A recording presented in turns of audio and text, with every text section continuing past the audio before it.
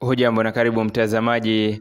Eneo bunge la Magarini, kaunti ya Kilifi ni miongoni mwa maeneo ambayo kutafanyika uchaguzi mdogo hapo kesho, huku maandalizi yakiwa yamepamba moto. Wapiga kura zaidi ya watu 80,128 kwenda kufanya maamuzi. Wana Magarini, muungano wa viongozi wa kidini wa Interreligious Leaders for Peace and Reconciliation ndani ya kaunti ya Kilifi, wametoa wito kwa wapigaji kura kudumisha amani kabla na baada ya uchaguzi kufanyika na kurudi majumbani mwao pindi tu watakapomalizana na zoezi hilo.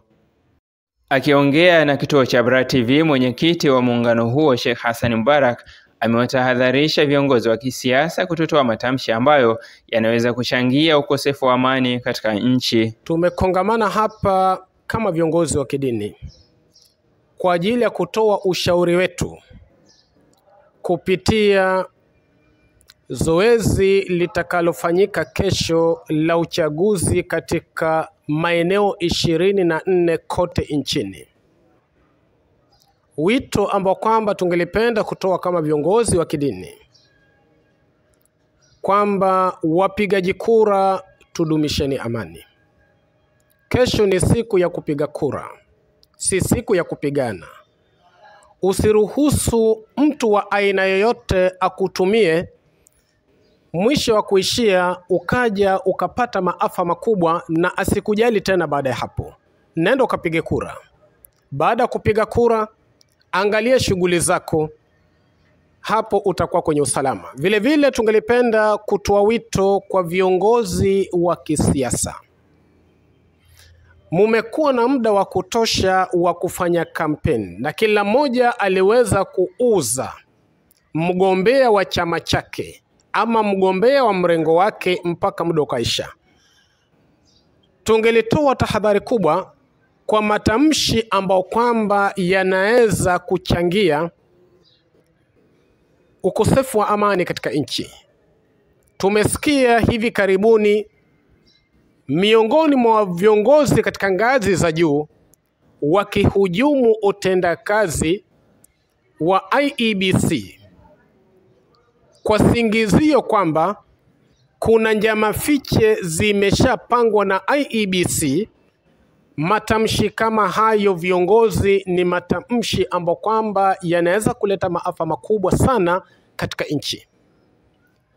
Kama kuna jambo lolote ambalo kwamba laenda kimakosa unalolijua, sheria iko wazi. Nenda ukaripoti hilo jambo katika vyombo vya usalama ili hatua ichukuliwe. Wameomba Wakenya kutojihusisha na eneo yote ya vurugu na kwamba uchaguzi uwe wa amani na haki, na kuomba asasi za kiusalama kudumisha amani. Kwa majina yangu naitwa Reverend Mary Kioko, na tuko hapa ni kwa ajili ya kutangaza amani, ni kwa ajili ya by election kesho itaendelea. Kama watumishi wa Mungu tunakataa kila aina yote ya furugo na vita.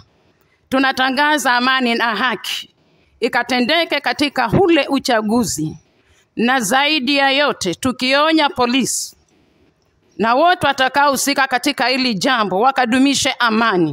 Wameelezea umuhimu wa kudumisha amani na kwamba wale watakaochukua hatamu za uongozi washughulikia masuala ya elimu, uchumi na mambo yanayomkabili Mkenya, na kwamba viongozi ni kielelezo chema na wanaweza. Tuko hapa kuzungumzia tu, si jambo jingine, ni jambo la amani, na hasa tunawanasihi sana wale wanaotaka uongozi kwamba tunapowachagua waje watuongoze, sio waje watutawale. Na sisi tunatumai ya kwamba wao ndio watakuja kutusimamia katika uchumi, watakuja kutusimamia katika elimu, watakuja kutusimamia katika mambo yote katika maisha yetu. Kwa majina naitwa Pastor Amos Were. Mimi kwangu kama mchungaji ningelisema kwamba kura zinapigwa kesho.